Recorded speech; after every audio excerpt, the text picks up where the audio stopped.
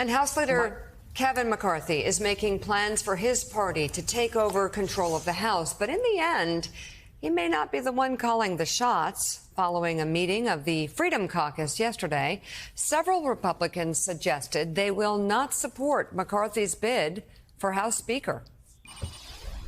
Kevin McCarthy has not done anything to earn my vote. I think there's a number of members of the Republican conference who share the same concerns, and so I expect there to be a challenge. I think there's some serious questions about leadership that in a time that should have been a massive red wave. Will you support McCarthy for Speaker? We're supporting folks for leadership that are going to empower members. With the margins in the lower chamber expected to be razor thin, the next speaker will need yay votes from virtually every House Republican. Let's bring in the editor of the New Republic right now, Michael Tomasky. Michael, thank you very much for coming on the show this morning. What do you make of what looks like a little bit of division within at least House members of Republican Party and Kevin McCarthy's potential loss of the speakership? Yeah, well, that NBC report, which I read this morning, was really fascinating, Mika. It's really rare, I think, to see members of a leader's own caucus speak publicly in front of cameras the way those two did about how they're not going to support the guy. And it makes you wonder, obviously, how much more sentiment within the caucus they represent. Let's talk real quick about what the process is going to be here, and you touched on it, and it's a really important point. So next week there's a vote in the caucus, and that's a non-binding vote that McCarthy will probably do fine in, but the real vote is January 3rd when the new Congress convenes. Now, assuming the Republicans have a majority, which is not an assumption we should really make at this point, but odds still favor that, probably by 3 seats, 4 seats, 5 seats, he's going to need, as you said, every single member of the Freedom Caucus to be with him. Because he's obviously not going to get any Democratic votes.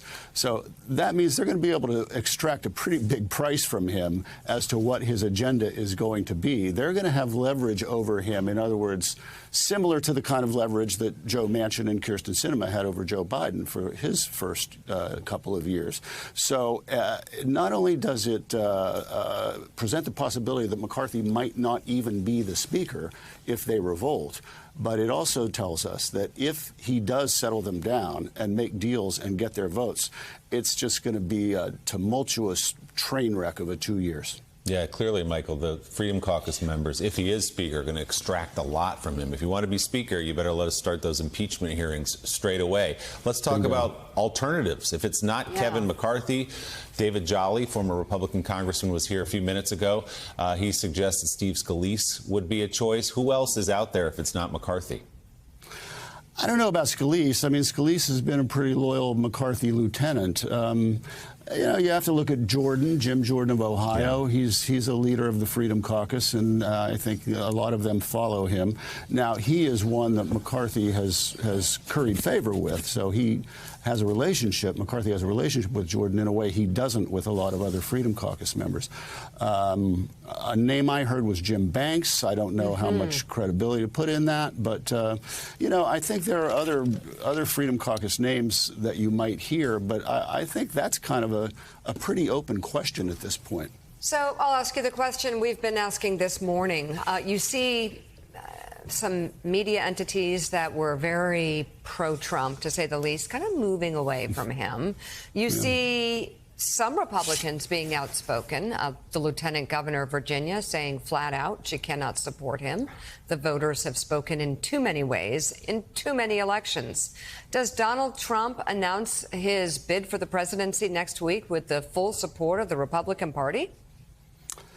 Well, I think he makes the announcement. He obviously doesn't make it with the full support of the Republican Party, but I think, you know, let's not jump to rash conclusions here about, you know, the Republican Party being done with Trump. You know, a handful of people are speaking out. The Virginia Lieutenant Governor, most notably, I mean, her words were the most forceful. Yes. And a handful of other people are saying things. But then, you know, Elise Stefanik and Matt Gaetz are saying, no, we're still a Trump party.